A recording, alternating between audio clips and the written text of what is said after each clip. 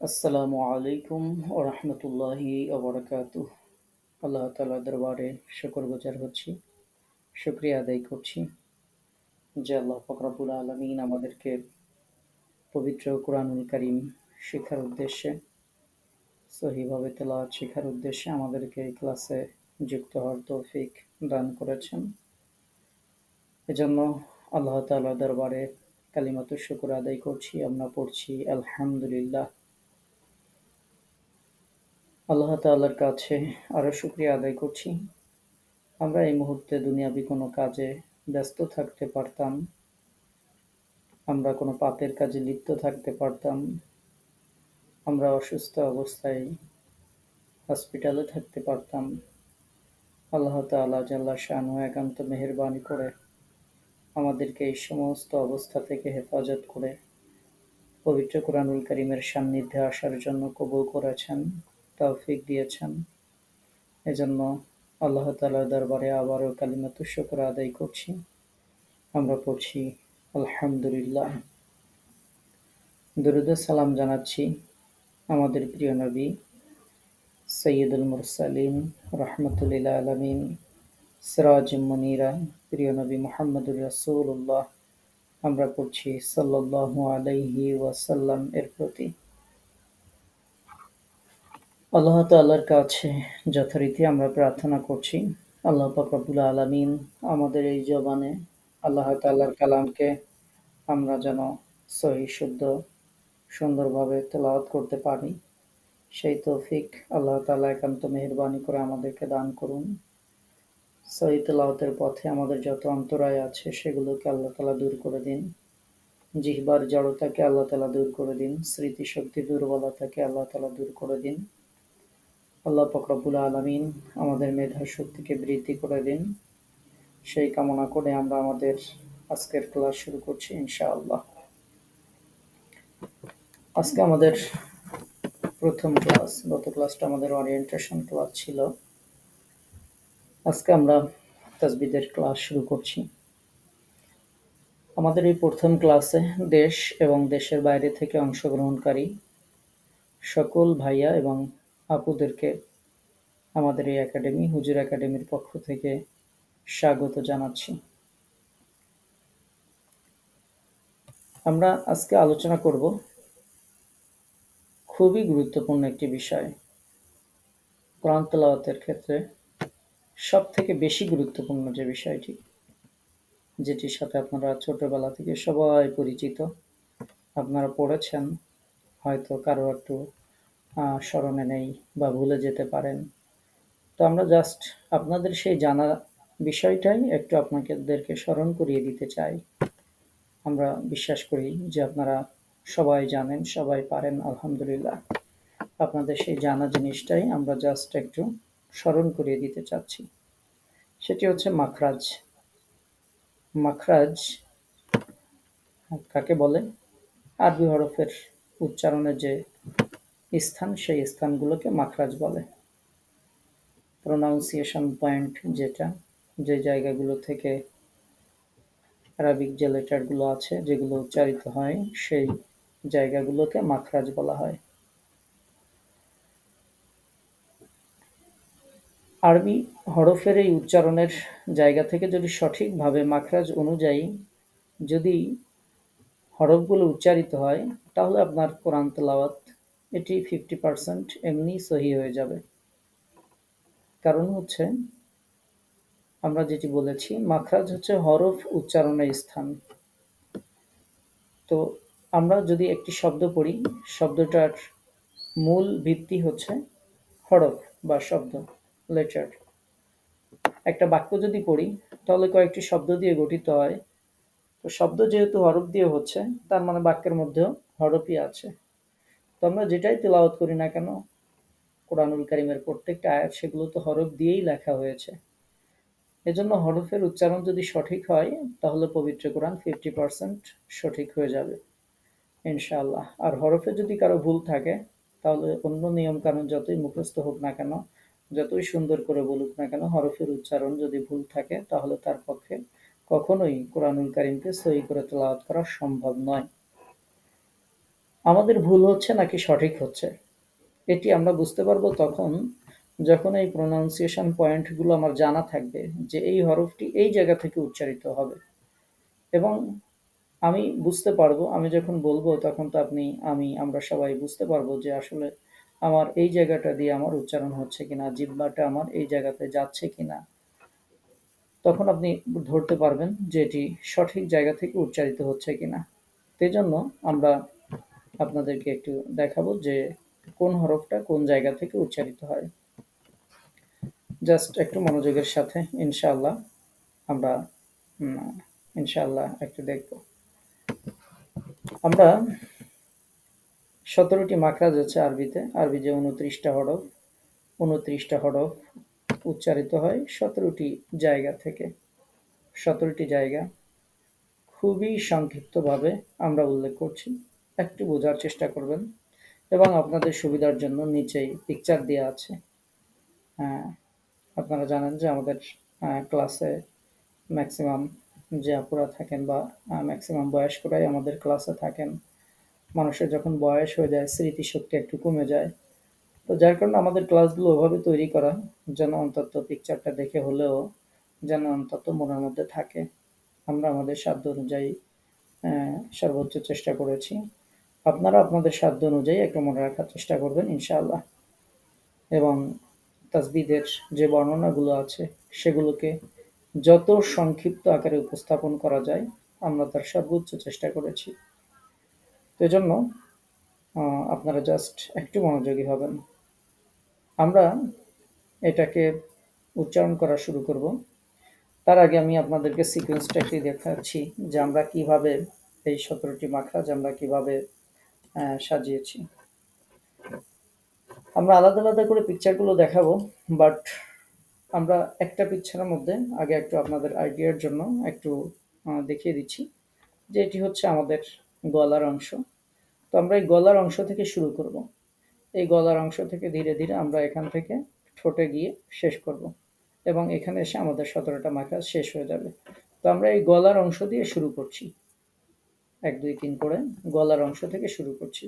সুতরাং আপনি যদি জাস্ট আপনার গলাটার সাথে একটু মিল করে নেন যে 1 নম্বর মাখরাজ এইখানে এই কয়টা হরফ, 2 নম্বর এখানে এই কয়টা হরফ, তাহলে ইনশাআল্লাহ আর কোনো সমস্যা হবে না। এই জন্য আপনাদেরকে এই পিকচারটা আগেই দেখালাম যে আমরা এখান থেকে শুরু করব, এই পজিশন থেকে আমরা শুরু করব এবং আমাদের লিপ ঠোঁটে গিয়ে আমরা শেষ করব, আমাদের 17টা মাখরাজ শেষ হয়ে যাবে। জাস্ট 22 রিয়ালি যদি উলট পালট না করে একটু স্মরণ রাখার চেষ্টা করেন, খুবই সিম্পল ম্যাটার ইনশাআল্লাহ। তো আমরা শুরু করছি যথারীতি 1 নম্বর থেকে। আপনারা দেখবেন যে আপনাদের মনে পড়বে, আপনারা ছোটবেলায় পড়েছেন, বিভিন্ন সময় পড়েছেন, সেগুলো আপনাদের মনে পড়বে ইনশাআল্লাহ। জাস্ট একটু রিভিশন দিব আমরা। 1 নম্বর মাখরাজ হলকের শুরু হতে। হলক মানে হচ্ছে কণ্ঠনালী। কণ্ঠনালীকে আরবিতে হালকুন বলে। তো হলকের শুরু হতে, এই শুরুটা হচ্ছে নিচের অংশ, এই যে যেটা আমাদের বুকের সাথে চেস্টের দিকে যে অংশটা, সেই অংশটাকে আমরা শুরু ধরেছি। তো এই বুকের দিকে ঘাড়ের দিকে যে অংশটা লাগানো এখানে হচ্ছে শুরু। এই যে পজিশনটা আপনারা দেখতে পাচ্ছেন মার্কিং করা আছে, এইখান থেকে 2টি হরফ উচ্চারিত হয়, একটা হচ্ছে হামজা, একটা হচ্ছে হা। এগুলো আমরা কিভাবে উচ্চারণ করব? আমরা যদি আলাদা করে একটা হরফকে উচ্চারণ করি অনেক সময় হরফটা সঠিক উচ্চারণ করা কষ্টকর হয়। এজন্য আপনারা কিভাবে মাখরাজগুলো প্র্যাকটিস করবেন সেটি আমরা বলে দিব ইনশাআল্লাহ। তারপরে শুরুতে একটু বলি। মনে করেন আপনি হা দিয়ে প্র্যাকটিস করবেন যে আমার হাটা এই পজিশন থেকে উচ্চারিত হচ্ছে কিনা। তখন আপনি যেটা করবেন সেটি হচ্ছে একটি আলিফের উপর একটা জবর জের পেশ দিয়ে এই হরফে সাকিন দিয়ে এর শুরুতে যুক্ত করে দিবেন। যেমন আমরা যদি এর শুরুতে একটা আলিফে জবর দিই, হাতে যদি সাকিন দিই তাহলে উচ্চারণ হবে আহ। যখন আমি এভাবে বলবো তখন আপনার মাখরাজের হরফটা ঠিক সেই পজিশনে উচ্চারণ করা খুব সহজ হবে। আর যখন শুধু হা বলতে যাবেন তখন একটু কষ্ট হতে পারে, বাট যখন আপনি এটা শুরুতে আলিফটাকে বা হামজা জবর জের পেশ দিয়ে যখন এই লেটারটাকে সাকিন দিবেন তখন উচ্চারণ করা খুবই খুবই সহজ হবে ইনশাআল্লাহ। তো আমরা এটাকে প্র্যাকটিস করতে পারি এভাবে, আহ, ই, উহ। এবার কেন মাখরাজটা গুরুত্বপূর্ণ? এই হরফটা যদি আমরা এই পজিশন থেকে উচ্চারণ করি, যেমন আমরা সূরা ফাতিহার মধ্যে বলি ইহদিনাস সিরাতাল, এখন যদি সেখানে যদি এই হা সঠিক উচ্চারণ হয় তাহলে অর্থ ঠিক থাকবে।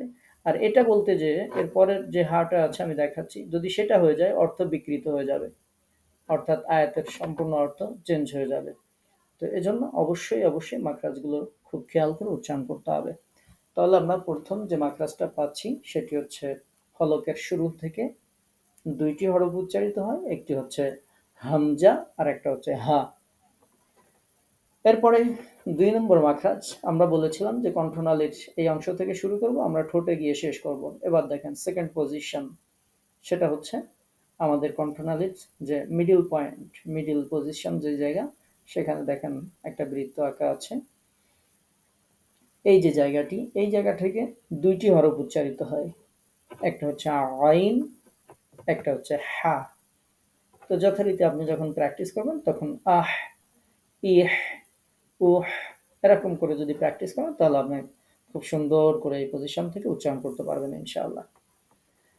তো আমরা ২ নম্বর যে মাখরাজটা পেলাম সেটা হচ্ছে কণ্ঠনালীর মিডল পয়েন্ট যেটি, সেখানে এখান থেকে দুইটি হরফ উচ্চারিত হয়, একটা হচ্ছে আইন, একটা হচ্ছে হা। আপনারা জাস্ট শুধু দেখবেন, আমরা এটা এত বেশি প্র্যাকটিস করব যে আপনার মুখস্থ হয়ে যাবে। এজন্য আপনাকে প্রেশার নিয়ে হতে হবে না যে এখনই আপনাকে মুখস্থ করে ফেলতে হবে না, জাস্ট শুধু খেয়াল করে শুনবেন। ইনশাল্লাহ আমাদের ক্লাস যদি কেউ কন্টিনিউ করে এটা তার মুখস্থ হয়ে যাবে, যদি কেউ একটু মনোযোগী থাকে। এজন্য এখনই মুখস্থ করে ফেলতে হবে বিষয়টি এমন না, জাস্ট আমার কথাগুলো একটু মনোযোগ দিয়ে শোনেন, ইনশাল্লাহ এমনি মুখস্থ হয়ে যাবে। ইনশাল্লাহ আমরা বারবার এটি প্র্যাকটিস করব। আমরা তাহলে কণ্ঠনালীর দুইটি মাখরাজ আলোচনা করে ফেললাম, একটা শুরুতে আর একটা হচ্ছে মাঝখানে। এরপরে আমরা ৩ নম্বর মাখরাজে চলে যাব। দেখেন আমাদের যেটি থার্ড পজিশন মাখরাজের, সেটি এই যে কণ্ঠনালীর শেষ ভাগ আমরা বলেছি, বা আপনি উপরিভাগও বলতে পারেন। কি বললেন সেটি বিবেচ্য বিষয় নয়, জিনিসটা আপনি বুঝলেন কিনা সেটি হচ্ছে আমাদের কাছে বিবেচ্য বিষয়। তো এজন্য আমরা সংজ্ঞা মুখস্থ করার থেকে জিনিসটা আপনি বুঝতে পারলেন কিনা সেটির দিকে আমাদের আমরা বেশি ইয়ে করি, এবং আমরা পারিভাষিক যে অনেক শব্দ আছে, অনেক পরিচয় আছে, সেগুলো আমরা আমাদের ক্লাসে আমরা হাইড করে চলি, যাতে আমরা মূল জিনিসটা শুধু বুঝতে পারলেই হলো। যদি কেউ নাম মনে না করতে পারে কোনো সমস্যা নেই। তো এটি হচ্ছে হলকের শেষ ভাগ বা কণ্ঠনালীর উপরি ভাগ, যেটাই আপনি বলেন। এখান থেকে দুইটি হরফ উচ্চারিত হয়, একটি হচ্ছে গাইন আর একটি হচ্ছে খ। তাহলে কিভাবে প্র্যাকটিস করব আমরা? আখ, ইক, উখ এভাবে প্র্যাকটিস করবেন, তাহলে ইনশাআল্লাহ সুন্দরভাবে উচ্চারণ হবে। তাহলে কণ্ঠনালীতে আমরা ৩টা জায়গা পেলাম, আবারও দেখাচ্ছি। এজন্যই বলেছি আপনারা একটু মনোযোগী হবেন, ইনশাআল্লাহ বারবার বলবো যাতে এটি আপনাদের এমনি মুখস্থ হয়ে যায়। তাহলে কণ্ঠনালীতে ৩টে জায়গা পেলাম। প্রথমে এই জায়গাটা ছিল, এখান থেকে ২টি হরফ, তারপরে মিডল পজিশন, এখান থেকে ২টি হরফ, তারপরে কণ্ঠনালীর উপরের দিকে এই অংশটা, এখান থেকেও ২টি হরফ। মোট ৬টি হরফ আমরা কণ্ঠনালী থেকে পাচ্ছি। আর কণ্ঠনালী থেকে তাহলে আমরা ৩টা মাখরাজ পাচ্ছি। শেষ যেটি আমরা আলোচনা করেছি সেটি হচ্ছে গইন এবং খ। এবার আমরা ৪ নম্বর মাখরাজ আলোচনা করব, জিহ্বার গোড়া, তার বরাবর উপরে তালুর সাথে লাগিয়ে, সেটা হচ্ছে ২ নুক্তাওয়ালা যে কফ দেখতে পাচ্ছেন, এই কফ অক্ষরটি উচ্চারিত হয়। এই যে এখানে যে মার্কিং করা আছে, দেখেন যে রেড মার্কিং করা আছে, লাল বৃত্ত দেওয়া আছে, এই পজিশনটা থেকে, অর্থাৎ আপনার জিহ্বার একেবারেই গোড়া, এই গোড়া থেকে তার বরাবর যে উপরে যে অংশটা আছে মাংসপিণ্ড গলার যেটি আছে, সেখানের সাথে লাগিয়ে কফ উচ্চারিত হয়। এটি একটু ধাক্কা দিয়ে উচ্চারণ করতে হয়, যেটাকে কলকলা হরফ বলা হয়। তো আমরা কলকলা যখন শিখবো তখন ইনশাআল্লাহ কলকলার পরিচয় সম্পর্কে জানবো ইনশাআল্লাহ। আমরা কফটাকে যদি সঠিক উচ্চারণের জন্য প্র্যাকটিস করি তাহলে যথারীতি আমাদের যে সূত্র আগেই বলেছি, হামজা জবর, হামজা জের, হামজা পেশ এর সাথে যুক্ত করে এটাকে সাকিন দিয়ে দিব। তাহলে আমরা পড়বো আক, ইক, উক, এভাবে প্র্যাকটিস করবেন যতক্ষণ না একেবারে জিহ্বার গোড়া দিয়ে উচ্চারণ হয়, ততক্ষণ পর্যন্ত আমরা প্র্যাকটিস করবো ইনশাআল্লাহ। এটি ছিল আমাদের 4 নম্বর। আমাদের 5 নম্বর যে মাখরাজটি আছে, আমরা আস্তে আস্তে এবার মুখের ভিতরের অংশে আসছি। আগের পজিশনটা ছিল এখানে, এই যে ছোট্ট একটা বৃত্ত আছে আপনারা দেখতে পাচ্ছেন, এই জায়গা একেবারে জিহ্বার গোড়া। এবার দেখেন জিহ্বার গোড়া থেকে একটু ভিতরের দিকে, এবং জিহ্বার যে মিডল পজিশন তার থেকে ডান দিকে, অর্থাৎ জিহ্বার মাঝখান আর জিহ্বার গোড়া, এই দুই জায়গার মধ্যবর্তী যে জায়গাটি, সেই জায়গা থেকে হয় কাপ। জিহ্বার গোড়া হতে একটু আগে বাড়িয়ে তার বরাবর উপরের তালুর সাথে লাগে। জিহ্বার গোড়া থেকে একটু আগে বাড়িয়ে তার বরাবর উপরে তালুর সাথে লাগে। তাহলে জিহ্বার গোড়া থেকে একটু আগে বাড়িয়ে, এই একটু আগে বাড়াতে হবে আমাদের মুখের ভিতরের অংশের দিকে, একটু আগে বাড়াতে হবে, এবং তার বরাবর উপরে যে তালু, সেই তালুর সাথে লাগিয়ে আমরা যে হরফটি উচ্চারণ করব সেটির নাম হচ্ছে কাফ। তো এটি অফ ছিল আগেরটি, এটি কাফ।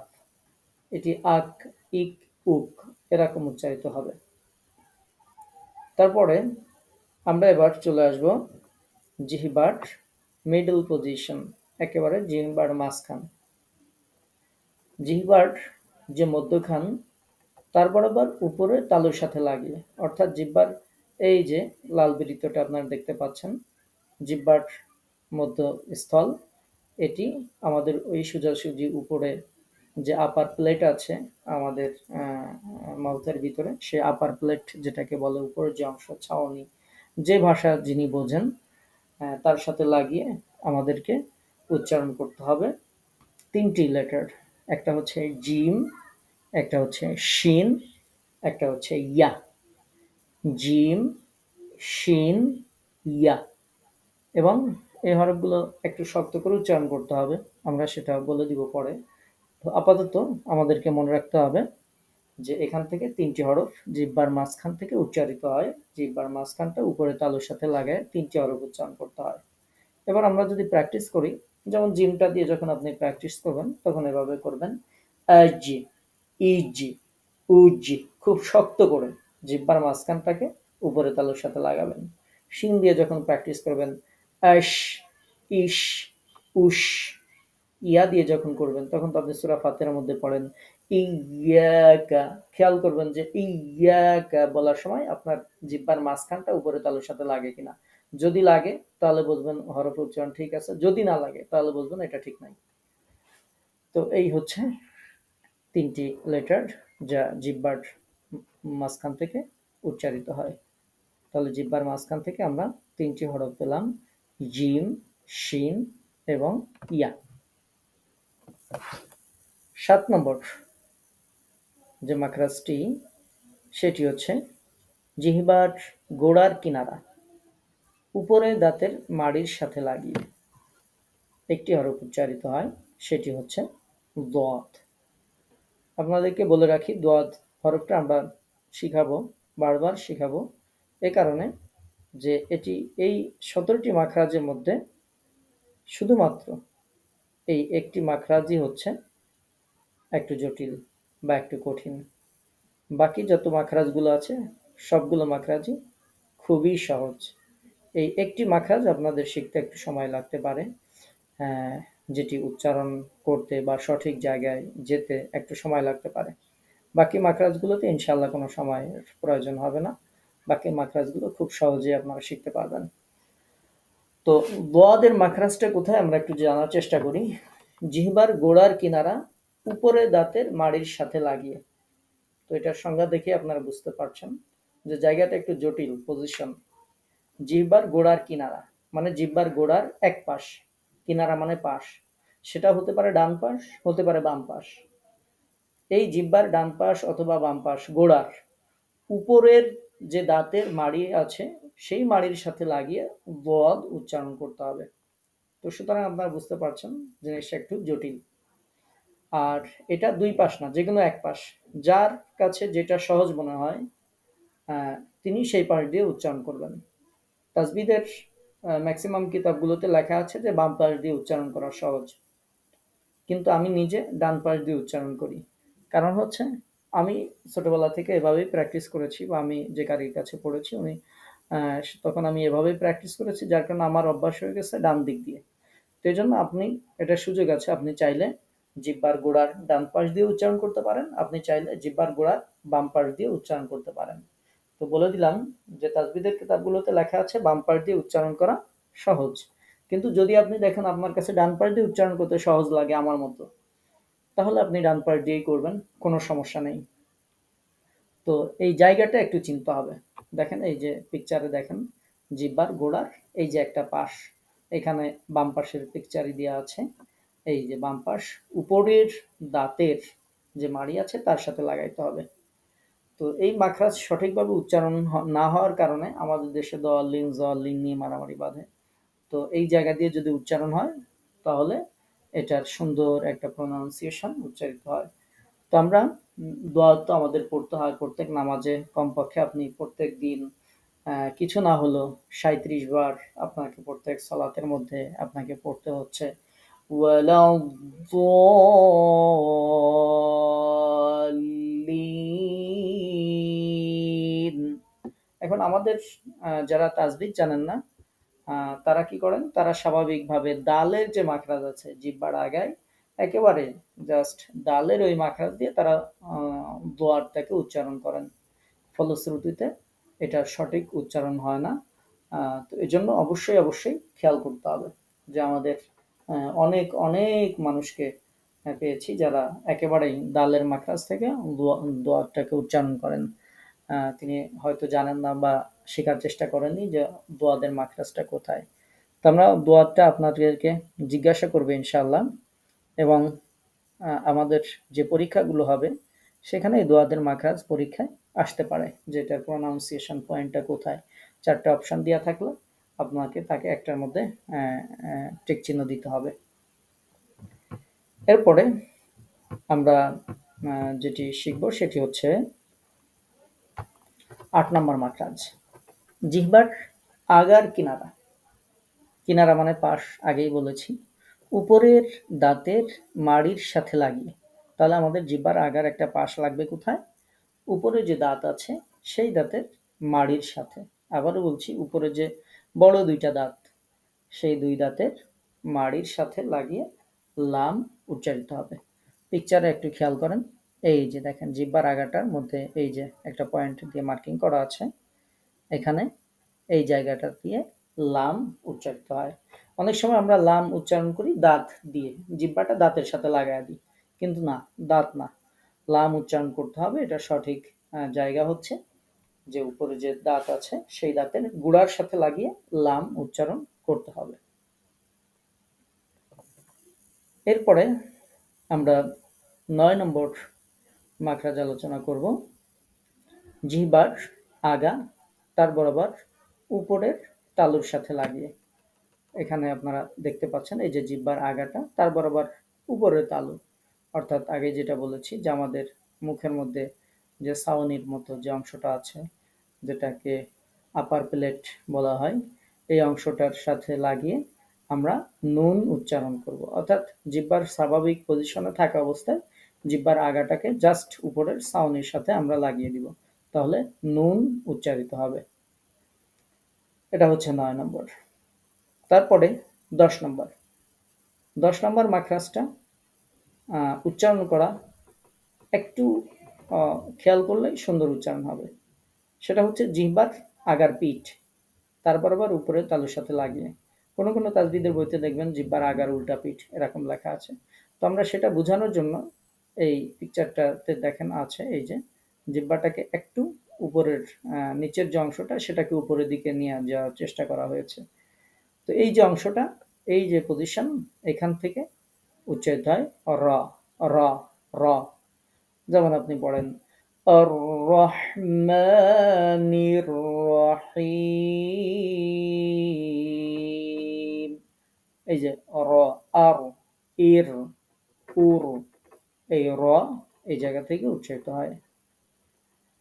তো এটা আমরা একটু খেয়াল করে উচ্চারণ করবো, ইনশাল্লাহ হয়ে যাবে, জাস্ট কয়েকদিন প্র্যাকটিস করলে। তারপরে 11 নম্বর মাখরাজ, জিহ্বার আগা সামনের উপরের দুই দাঁতের গোড়ার সাথে লাগিয়ে। জিহ্বার আগাটা সামনের উপরের দুই দাঁতের গোড়ার সাথে লাগিয়ে উচ্চারিত হবে 3টি হরফ ত, দাল এবং তা। ত, দাল এবং তা। আবারও বলছি, জিহ্বার আগা সামনের উপরের দুই দাঁতের গোড়ার সাথে লাগিয়ে। জিহ্বার আগা সামনের উপরের দুই দাঁতের গোড়ার সাথে লাগিয়ে ত, দাল এবং তা উচ্চারিত হবে। সামনের উপরের যে দুইটা যে দাঁত আছে, বড় যে দুইটা দাঁত আসে, আমরা হাসলে প্রথমেই যে দাঁত দুইটা উঁকি মেরে বের হয়, সেই দুইটা দাঁতের গোড়ার সাথে লাগিয়ে উচ্চারিত হবে ত, দাল, তা। জাস্ট জিহ্বার আগাটা লাগায় দিলেই হবে এই দাঁতের গোড়ার সাথে। খুবই সহজ। 12 নম্বর মাখরাজ, জিহ্বার আগা সামনের উপরের দুই দাঁতের আগার সাথে লাগিয়ে। আগে ছিলাম হচ্ছে গোড়ায়, জিহ্বার আগাটা উপরে দুই দাঁতের গোড়ায় ছিল। এবার হচ্ছে জিহ্বার আগাটা উপরে দুই দাঁতের আগায় চলে আসলো। আসার পরে এখান থেকে উচ্চারিত হয় রোয়া, রাল, থা। রোয়া, রাল এবং তা উচ্চারিত হয় এই মাখরাজ থেকে। এটি হচ্ছে 12 নম্বর মাখরাজ। এরপরে আমরা 13 নম্বর যে মাখরাজটি আলোচনা করছি সেটি হচ্ছে জিহ্বার আগা সামনের নিচের দুই দাঁতের আগার সাথে লাগিয়ে। আগে আমরা উপরে দাঁতে ছিলাম, এবার আমরা নিচের যে দুইটা দাঁত আছে বড় বড়, তুলনামূলক বড়, সেই নিচের দুই দাঁতের আগার সাথে লাগিয়ে আমরা 3টি হরফ উচ্চারণ করব। একটি হচ্ছে ধা, একটি হচ্ছে সিন, একটি হচ্ছে সদ। তো আমরা জাস্ট একটু খেয়াল করবেন, এই পিকচারটার দিকে তাকান। এই দেখেন, এই যে জিহ্বার আগাটা এই নিচের যে দাঁতের আগা এটার সাথে মিলিত হয়েছে, এই যে জায়গাটি, এই জায়গা থেকে এই 3টি হরফ উচ্চারিত হয় ধা, সিন এবং সদ। এগুলো উচ্চারণ করার সময় আমাদেরকে নিচের দুই যে দাঁত আছে সেই দাঁতের সাথে জিহ্বার আগাটাকে লাগাতে হবে। এরপরে 14 নম্বর মাখরাজ, নিচের ঠোঁটের পেট উপরের দুই দাঁতের আগার সাথে লাগিয়ে ফা উচ্চারিত হয়। আমাদের অনেক আপুদেরকে পেয়েছি যারা দুই ঠোঁট দিয়ে ফা উচ্চারণ করে, বাংলা ফ এর মতো। তো বাংলা ফ আর আরবি ফা এটার মধ্যে পার্থক্য আছে। পার্থক্যটা হচ্ছে আরবি যে ফা, এটা উচ্চারণ করার সময় দুই ঠোঁট লাগবে না, দুই দাঁতের উপরে যে দুইটা দাঁত আছে সেই দাঁতের আগার সাথে নিচের ঠোঁট এভাবে লাগাইতে হবে। হ্যাঁ, এই যে রেড সার্কেল যেখানে দেওয়া আছে এই জায়গাটা খেয়াল করেন, এভাবে ফা উচ্চারিত হয়। তো আপনি প্র্যাকটিস করবেন যে আপনার নিচের ঠোঁটের পেটটা উপরে দাঁতের আগার সাথে লাগে কিনা যখন আপনি ফাওয়াইলুল লিল মুসাল্লিন পড়েন, ফাসল্লি লিরাব্বিকা ওয়ানহার পড়েন, যাই কিছু পড়েন সেই সময় এই জায়গা থেকে উচ্চারিত হয় কিনা সেটা খেয়াল করতে হবে। তাহলে 14 নম্বর মাখরাজটা ছিল নিচের ঠোঁটের পেট উপরের দাঁতের আগার সাথে লাগিয়ে ফা উচ্চারিত হবে। 15 নম্বর মাখরাজ যেটি আমরা আলোচনা করছি সেটি হচ্ছে দুই ঠোঁট থেকে 3টি হরফ উচ্চারিত হয় বা, ওয়াও এবং মিম। মিম বা ওয়াও। তো এই দুই ঠোঁট থেকে এই 3টি হরফ উচ্চারিত হয়। ওয়াও যখন উচ্চারণ করবেন ঠোঁটটাকে একটু গোল করে দিবেন, মাঝখানে একটু ফাঁকা থাকবে, সুন্দর ওয়াও উচ্চারিত হবে। বা যখন উচ্চারণ করবেন ঠোঁটটা স্বাভাবিক অবস্থায় রাখবেন, ঠোঁটে যে ভেজা অংশ আছে এই অংশ দিয়ে বা উচ্চারণ হবে। মিমটা যখন উচ্চারণ করবেন ঠোঁটটাকে একটু বাঁকা করে শুকনো জায়গা থেকে উচ্চারণ করার চেষ্টা করবেন, তাহলে অনেক সুন্দর উচ্চারণ হবে। মিম, ঠোঁটটাকে একটু বাঁকা করে ভিতরে নেওয়ার চেষ্টা করবেন, তাহলে এগুলো মিম খুব সুন্দর উচ্চারিত হবে। তাহলে দুই ঠোঁট থেকে আমরা 3টা হরফ পাইলাম, একটা হচ্ছে বা, একটা হচ্ছে ওয়াও, একটা হচ্ছে মিম। এবার মূল মাখরাজ এই 15টা। বাকি যে বাকি দুইটা দেখেন খুবই ইজি, মনে না রাখলেও চলবে। সেটা হচ্ছে মুখের খালি জায়গা থেকে মাদের হরফ উচ্চারিত হয়। এটা আপনি মনে না রাখলেও সবার এই জায়গা থেকে উচ্চারিত হয়। যদি কেউ জীবনে কোনোদিন মাখরাজ নাও পড়ে, সেও এই জায়গাতে উচ্চারণ করে। আর যেই কারি সাহেব অনেক সুন্দর করে মাখরাজ মুখস্থ করেছেন, তিনিও এই একই জায়গায় থেকে পড়েন। আপনি যখন বা আলিফ জবর বা বলবেন, এই আ বলার সময় দেখেন এই মুখের খালি জায়গা থেকে এমনি উচ্চারিত হবে। আপনি মাখরাজ জানেন আর না জানেন। এটা যদি আপনি নাও জানেন, কোনো সমস্যা নেই। আপনি যখন বলবেন বাওয়া পেশ বু, তখন আপনার মনের অজান্তে এটা অটোমেটিক্যালি মুখের খালি জায়গা থেকে উচ্চারিত হবে। আপনি যখন বলেন বায়াজের বি, এই যে মাদের যে ইয়াটা আপনি উচ্চারণ করলেন, এমনি এটা মুখের খালি জায়গা থেকে এমনি উচ্চারিত হয়। তো আমরা জাস্ট জানার জন্য জানছি যে মুখের খালি জায়গা থেকে মাদের হরফ উচ্চারিত হয়। এটি যদি আপনার মনে নাও থাকে, কোনো সমস্যা নেই। ওই জায়গা থেকে আপনার এমনি উচ্চারিত হয়। এই মাখরাজে কারো ভুল স্বাভাবিকভাবে যায় না। যদি কেউ নিজে ইচ্ছা করে ভুল না করে, বা একেবারেই যদি জিহ্বার জড়তা বা অন্য কোনো সমস্যা যদি না থাকে, তাহলে এই মাখরাজে কারো ভুল যায় না। এরপরে 17 নম্বর যে মাখরাজটি, সেটি হচ্ছে নাকের বাসি থেকে গুন্না উচ্চারণ করতে হয়। নাকের বাসি, এই যে পয়েন্টটা আপনারা দেখতে পাচ্ছেন, এই নাকের যে ফাঁকা জায়গা, এখান থেকে গুন্না উচ্চারিত হয়। যখন আমরা বলি ইন, এই যে এটি নাকের মধ্যে দিয়ে উচ্চারণ করতে হয়। তো এই ছিল 17টা মাখরাজ। তো এই 17টা মাখরাজ আপনাদেরকে কার্ড দিয়েছিলাম, আমরা বিস্তারিত আলোচনা করলাম। এই 17টা মাখরাজে কার্ড আপনাদেরকে দিয়েছিলাম, যে আপনারা কার্ডগুলো বোঝেন আর না বোঝেন, মুখস্থ হোক অথবা না হোক, কোনো সমস্যা নেই। জাস্ট কার্ডগুলো আপনি দিনের মধ্যে যখন সুযোগ পান একটু দেখবেন, এমনি ইনশাল্লাহ মুখস্থ হয়ে যাবে। কোনো ধরনের কোনো টেনশনের কোনো কারণ নাই। মাখরাজ যে আমরা বললাম এই ক্লাসে এতক্ষণ, আপনারা দয়া করে কেউ ভয় পাবেন না বা কঠিনও মনে করবেন না। দেখেন, এই এতটুকু সময় আমরা আলোচনা করলাম, এটুকু সময়ের এইটুকু জিনিস যদি আমরা শিখতে পারি, তাহলে আপনার কোরআন 50% সহি হয়ে যাবে।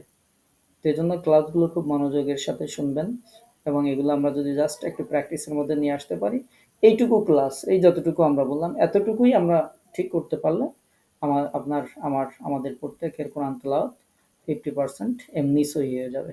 বাকি যে 50% থাকবে, তার মধ্যে আছে কিছু মাদ আছে, তার মধ্যে কিছু গুন্না আছে, যেগুলো পড়লে বাকি এটা ঠিক হয়ে যাবে ইনশাআল্লাহ। তারপর অক্ষের কিছু নিয়ম আছে, সেগুলো আমরা আলোচনা করব। তবে আমরা মাখরাজটা সর্বপ্রথম এবং বেশি করে গুরুত্ব দিব। আমরা যে লেটারগুলোকে, আগামী ক্লাস থেকে লেটারগুলোকে জিজ্ঞাসা করব আপনাদের কাছ থেকে, যে কোন লেটার কোন জায়গা থেকে উচ্চারিত করতে হয়। স্ক্রিনে আমরা লেটার দিব, জাস্ট আপনি বলার চেষ্টা করবেন, এবং এই বলার ক্ষেত্রে আপনি দেখেও বলতে পারবেন, কোনো সমস্যা নেই। এই যে কার্ডগুলো আমরা দিয়েছি, এই কার্ডগুলো আপনার কাছে রাখবেন। চাইলে আপনি প্রিন্ট করে রাখতে পারেন, যে কার্ডগুলো আমরা দিয়েছি আপনাদের ইসে। যে কোনোভাবেই হোক, জাস্ট আপনারা একটু প্র্যাকটিস করবেন। আর এই কার্ডগুলো চাইলে আপনি খাতায় লিখতে পারেন। আমি যখন আপনাদেরকে জিজ্ঞাসা করব, আমাদের ক্লাসে আপনাকে মুখস্থ বলতে হবে এরকম কোনো শর্ত নেই। এজন্য আমাদের ক্লাসে কেউ যুক্ত হতে ভয় পাবেন না, যে উস্তাদ পড়া দিয়েছিল, আমি তো ব্যস্ততার কারণে পড়তে পারি নাই বা আমি বুঝতে পারি নাই। কোনো সমস্যা নাই। আমরা যদি ক্লাসে কিছু জিজ্ঞেস করি, আপনি দেখেই বলবেন। মানে যার পক্ষে না দেখে সম্ভব না, তিনি দেখে বলবেন। আমাদের কোনো ধরনের কোনো আপত্তি নেই, কোনো রেস্ট্রিকশন নেই যে আপনাকে আমরা যা পড়াবো এটা আপনাকে মুখস্থ করতে হবে, মুখস্থ বলতে হবে, এরকম কোনো বাধ্যবাধকতা আমাদের এই ক্লাসে নাই। আপনি এই কার্ডগুলো আপনার পাশে রেখে ক্লাসে বসবেন, আমি যখন জিজ্ঞাসা করবো আপনি দেখেই বলবেন, আমাদের কোনো আপত্তি নেই। আমরা এটা বিশ্বাস করি, আপনি দেখে 2-4 বার বলতে বলতে এটা আপনার কলবের মধ্যে আল্লাহ তাআলা এমনি সেট করে দিবেন। সেজন্য এটা নিয়ে কখনো পেরেশানি হবেন না।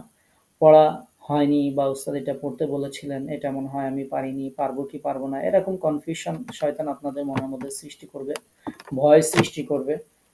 যে তুমি যদি সবার সামনে না পারো, এতগুলো মানুষের সামনে তুমি লজ্জা পাবে, এরকম আপনার মনের মধ্যে শয়তান এরকম বিভিন্ন সিচুয়েশন ক্রিয়েট করবে। বাট সব ভয়, সব সংকোচ, দ্বিধা, এগুলোকে পিছনে ফেলে অবশ্যই অবশ্যই ক্লাসে যুক্ত হবেন। আপনার কাজ ক্লাসে যুক্ত হওয়া, আমার কাজ আপনাকে বোঝানোর চেষ্টা করা। আর আল্লাহ পাক রব্বুল আলমিনের দায়িত্ব হচ্ছে যে আল্লাহ পাক রব্বুল আলমিন তৌফিক দিবেন, রহমত করবেন, আমরা সবাই সহি করে তেলাওয়াত করতে পারবো। সবগুলো যখন সমন্বয় হবে, তখন আল্লাহর রহমত বর্ষিত হবে। আমি যদি আপনাদেরকে বোঝানোর চেষ্টা করি, আপনি যদি ক্লাসে অনিয়মিত থাকেন, তাহলে এটা কখনোই সম্ভব হবে না। তো এটা হচ্ছে আপনাদেরকে একটু উদাহরণ দিয়ে বুঝাই। জাস্ট আপনারা শুরুর দিকে যুক্ত হয়েছেন। এজন্য যে আমরা মনে করেন যারা গ্রামে বড় হয়েছেন, যাদের এখানে বয়স বেশি আছে, গ্রামের আগে টিউবওয়েল থেকে পানি ভরতে হতো। আমরা এই আধুনিক যুগে যেমন ট্যাপ ঘুরালেই পানি আসে, এরকম পানি তো গ্রামের আগের দিনে আসতো না। টিউবওয়েল চেপে তারপরে পানি তুলতে হতো। এরপরে সে সময় দেখা যাচ্ছে ম্যাক্সিমাম ছিল হচ্ছে পিতলের কলস, তারপরে ছিল মাটির কলস। এগুলো আমাদের দাদিরা নানিরা তারা ইউজ করতেন। তো মনে করেন সেই গ্রামের সেই দিনের কথাটা কল্পনা করেন, অথবা আধুনিক যুগে আপনার এই পানি ট্যাবের কথাই কল্পনা করেন। মনে করেন আপনি পটে পানি ঢুকাবেন ট্যাপ দিয়ে। ট্যাবের যে মুখটা সেটি আর পটের যে মুখটি এটি যদি সমান্তরাল না হয়, তাহলে কখনো কাঙ্ক্ষিত পরিমাণ পানি গিয়ে আমাদের পটগুলোকে ভরবে না। টিউবওয়েলের মুখের সাথে যদি জার যেটা থাকে, কলসি যেটা থাকে, সেটার মুখ যদি এটার সামঞ্জস্য সমান্তরাল না হয়, তাহলে কলসে পানি ভরবে না। এটাই স্বাভাবিক। যদি কলসের মুখ এদিক সেদিক, পটের মুখ যদি আপনি নলকার চারপাশ দিয়ে যদি ঘোরাঘুরি করেন, তাহলে কাজ হবে না। কারণ পটের মধ্যে পানি যাবে না, কাঙ্ক্ষিত পরিমাণ পানি যাবে না, উদ্দেশ্য হাসিল হবে না। তো ক্লাসটা শিক্ষকের সাথে ছাত্রের সম্পর্ক হচ্ছে ঠিক এরকমই। শিক্ষক বলবেন, শেখানোর জন্য চেষ্টা করবেন। স্টুডেন্ট যারা থাকেন তারা অবশ্যই মনোযোগী হবেন। তাহলেই কল্পের মধ্যে, স্মৃতিশক্তির মধ্যে, মেধার মধ্যে কিছুটা যাবে। আর যদি আমরা ক্লাসে অমনোযোগী থাকি অথবা অ্যাবসেন্ট থাকি, তাহলে এই যে বরকত এটি নষ্ট হয়ে যায়, উদ্দেশ্য হাসিল হয় না। এই জন্য আপনাদের প্রতি রিকোয়েস্ট থাকবে, পড়া হোক অথবা না হোক, পারেন অথবা না পারেন, বোঝেন অথবা না বোঝেন, ক্লাসটা কন্টিনিউ করার চেষ্টা করবেন। সারাদিন হয়তো ব্যস্ত থাকেন, থাকার পরে কিছুই পড়তে পারেন নাই, কোনো সমস্যা নেই, ক্লাসে যুক্ত হবেন। এবং আমরা যখন জিজ্ঞেস করবো আপনি দেখে দেখে বলবেন। আবারও বলছি, আমাদের ক্লাসে কোনো ভয় পাওয়ার কোনো সুযোগ নেই। আপনি সব কিছু দেখে বলতে পারবেন। আপনি জাস্ট আপনার যেভাবে আপনার সুবিধা সেভাবে আপনি প্রিপারেশন নিয়ে জিনিসগুলোকে আপনার কাছে রাখবেন। আপাতত আমরা মাখরাজ দিয়ে আপনাদেরকে বুঝাবো। তো মাখরাজের কার্ডগুলো চাইলে আপনি মোবাইলে আপনার সেভ করে রাখতে পারেন। আপনি চাইলে প্রিন্ট করে আপনার কাছে রাখতে পারেন। আপনি চাইলে লিখে রাখতে পারেন। আমাদের কোনো আপত্তি নেই। যখন জিজ্ঞাসা করব আপনি ওটা দেখেই বলবেন। আমরা মাখরাজের যে জিনিসগুলো আলোচনা করেছি সেগুলো আমরা এভাবে পিকচার তৈরি করেছি আপনাদের বোঝার সুবিধার্থে। এই পিকচারগুলো আমরা দিয়ে দিয়েছি। যে পিকচারগুলো দেওয়ার কারণ হচ্ছে যে এই পিকচারের মধ্যে 4টা 5টা করে দিয়েছি, যে আপনি হয়তো অফিসে আছেন, বিভিন্ন জায়গায় আছেন, বা যে কোনো সময় আপনি হয়তো নামাজের জন্য একটু মসজিদে যে আগে যে বসে আছেন, তখন জাস্ট এই 5টা মাখরাজ একবার একটু পড়বেন। বা আপনি খেয়ে হয়তো একটু রেস্ট নিচ্ছেন, তখন 4টা মাখরাজ একবার একটু পড়বেন। এই জন্য আমরা এই পিকচারগুলো তৈরি করে দিয়েছি। এই পিকচারগুলো পড়ার সিস্টেম হচ্ছে যে আপনি এভাবে পড়বেন। 1 নম্বর মাখরাজ, দেখেন এখানে সবগুলো নাম্বারিং করা আছে। 1 নম্বর মাখরাজ কন্ট্রোনারি শুরু থেকে উচ্চারিত হয় হামজা হা। আর এখানে একটা সিফাত বলে একটা জিনিস লেখা আছে। এটা হচ্ছে যে আমরা এই হরফটাকে কেমন করে উচ্চারণ করব। তাই শেষে এটার কমেন্টস লিখে দেওয়া আছে যে শক্ত করে উচ্চারণ করব। তারপরে 2 নম্বর মাখরাজ কন্ট্রোনালির মধ্যখান থেকে উচ্চারিত হয় আইন হা। তো আমরা এটা যাতে আপনারা এটা বাসায় প্র্যাকটিস করতে পারেন, এজন্য এটা সংক্ষিপ্ত সিফাত বা বৈশিষ্ট্য লিখে দিয়েছি যে গলাটাকে চিপে ধরতে হবে। আইন হা বলার সময় গলাটা চেপে ধরতে হবে। কন্ট্রোনারি শেষ থেকে উচ্চারিত হয় গইন খা, কেমন করে, মোটা করে। আমরা এই কেমন করে এগুলো একটু জিজ্ঞেস করব আপনাদেরকে, যাতে অক্ষরগুলো সঠিক উচ্চারিত হয়। এরপরে দেখেন 6 নম্বর মাখরাজ, যেটা আমরা আলোচনা করেছিলাম। আপনি পড়বেন যে 6 নম্বর মাখরাজ জিহ্বার মধ্যখান তার বরাবর উপরে তালুর সাথে লাগিয়ে জিম শিন ইয়া বাংলা দেওয়া আছে, বাট বাংলাটা আপনারা ইয়ে করার দরকার নেই, আপনারা আরবি দিয়েই পড়বেন। কেমন করে উচ্চারিত হয়, শক্ত করে। এই কেমন করে উচ্চারিত হয় এই যে কথাটা আমরা বলবো, এটা আপনাদের সহি তেলাওয়াতের পথে সহায়ক হবে ইনশাআল্লাহ, যদি আপনি শুধু এটুকু বুঝতে পারেন। লাম উচ্চারণটা স্বাভাবিক করবো, নুনটা স্বাভাবিক করবো, কোন হরফটা কেমন করে উচ্চারণ করবো এটা নিচে লেখা আছে। আমরা যে ঝা, সিন, সদ কেমন করে উচ্চারণ করতে হবে সেখানে আমরা লিখে দিয়েছি শীষ দিয়ে, অর্থাৎ এগুলো উচ্চারণ করার সময় শীষ দেওয়ার মতো কিছু শব্দ হবে। সেই জন্য আপনারা এই কার্ডগুলো একটু কষ্ট করে আপনারা একটু বাসায় দেখবেন। এটুকুই আপনাদের প্রতি অনুরোধ যে এই কার্ডগুলো অবশ্যই আপনারা একটু দেখবেন, সুন্দর করে একটু দেখবেন যে এখানে কি লেখা আছে। মাদের যেটা আমরা বলেছিলাম 16 নম্বরে, এই দেখেন বা, বু, বি কেমন করে পড়তে হবে, টেনে টেনে। এগুলো সুন্দর করে লেখা আছে। গুন্না কেমন করে পড়তে হবে, গুনগুন করে। তো জাস্ট এগুলো একটু দেখবেন ইনশাআল্লাহ। আর আমরা এই পিকচারটাও দিয়ে দিব, যারা এক নজরে কোন হরফটা কোন জায়গা থেকে উচ্চারিত হয় সেটা বোঝার জন্য আমরা এই পিকচারটাও আমরা দিয়ে দিব। এটা এখানে যে নাকের মধ্যে নুন মিম রেড কালারের আছে, এটা হচ্ছে গুন্নাক। আর বাকি যেগুলো তো আপনাদেরকে সবগুলো আলোচনা করেছি যে কোনটা কোন জায়গা থেকে উচ্চারিত হবে। আমরা আগামী দিন বাড়ির কাজ তো আমরা আগেই বলে ফেলেছি যে মাখরাজের চার্ট অনুযায়ী আরবি হরফসমূহ বারবার উচ্চারণ করার চেষ্টা করবেন, যাতে প্রত্যেকটা হরফের মাখরাজ বারবার মুখস্থ মানে করার চেষ্টা করবেন, দেখবেন এমনি ইনশাল্লাহ মুখস্থ হয়ে যাবে। মুখস্থ করার নিয়াতে না পড়লে মুখস্থ হয়ে যাবে ইনশাল্লাহ, বারবার জাস্ট প্র্যাকটিস করবেন। আপনারা স্বাভাবিকভাবে আবারও যেটি স্মরণ করিয়ে দিতে চাই, যদিও আমি আগেই বলে ফেলেছি যে আমাদের এই কোর্সে আপনারা অনেকে জানেন, অনেকে হয়তো জানেন না, আমাদের বিভিন্ন কোর্সে ৮০ বছরের বেশি আপুরা আছেন, ৭০ বছর বয়সী আর ৬০ বছরের বেশি আপুরা তো অ্যাভেলেবেল আছেন। তো সবাই কেউ হিফজ করছেন, কেউ নাজেরা পড়ছেন, কেউ তাসবিহ শিখছেন, বিভিন্ন বয়সের আপুরা বিভিন্ন কিছু শিখছেন। আলহামদুলিল্লাহ সবাই অগ্রসর হচ্ছেন। এজন্য আপনাদের প্রতি অনুরোধ, একটু বয়স বেশি হয়েছে বলে লজ্জা, সংকোচ, ভীরুতা, হতাশা এগুলোকে কোনো কিছুকে মনের মধ্যে জায়গা দিবেন না, বরং মনের মধ্যে একটা দৃঢ় সংকল্প নিবেন যে অবশ্যই আমি সহি করে কোরআন তেলাওয়াত করব, অবশ্যই অবশ্যই আমি তেলাওয়াত করব সহি করে, এরকম নিয়াত অবশ্যই করতে হবে। একটা দৃঢ় নিয়াত করবেন, ইনশাআল্লাহ আল্লাহ তাআলা সহজ করে দিবেন। কোরআন শেখা খুব কঠিন কাজ নয়, যেটি আমরা গত ক্লাসে বলেছি যে আপনি প্রত্যেকদিন একটু সময় কোরআনের জন্য দেন, ইনশাআল্লাহ ১ মাসের মধ্যেই দেখবেন আপনি সুন্দরভাবে পবিত্র কোরআন সুন্দর সহি শুদ্ধ করে আপনি তেলাওয়াত করতে পারবেন। এজন্য আপনাদের প্রতি আবারও অনুরোধ করছি যে একটু সময় দিন কোরআনের জন্য, বুঝুন অথবা না বুঝুন, মুখস্থ হোক অথবা না হোক, যেগুলো আমরা সরবরাহ করি, আমরা এরকম নিয়মকানুন তাজবিদের কার্ডগুলো আপনাদেরকে সরবরাহ করব প্রত্যেক ক্লাস শেষে।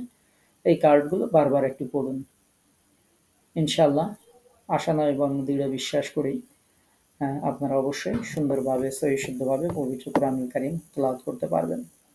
এর জন্য আপনাদের সকলের কাছে আমাদের প্রত্যাশা থাকবে আপনারা সময় মতো এবং নিয়মিত ক্লাসে হাজির হয়ে আমাদেরকে সহযোগিতা করবেন। আপনারা গতকালকে বলেছিলেন ক্লাস টাইম একটু আগালে ভালো হয়, আমাদের পক্ষে 15 মিনিট আগানো সম্ভব ছিল। আমরা ইনশাআল্লাহ চেষ্টায় ত্রুটি করিনি, আমরা ক্লাসটা 15 মিনিট এগিয়ে দিয়েছি, যেহেতু আমাদের আগে আর একটা কোর্সের ক্লাস হয় এটার জন্য। তো আমরা ইনশাআল্লাহ সর্বতোভাবে আপনাদেরকে সহযোগিতা করার চেষ্টা করব। আপনারা আমাদেরকে যতটুকু সহযোগিতা করবেন সেটা হচ্ছে আপনি সময় মতো এবং নিয়মিত ক্লাসে হাজির হবেন। ক্লাসে যতটুকু টাইম হয় এতটুকু টাইম একটু মনোযোগিতার সাথে ক্লাসটা কন্টিনিউ করবেন। ইনশাআল্লাহ আপনার দায়িত্ব ক্লাসে হাজির হওয়া, আমার দায়িত্ব আপনাকে শেখানো।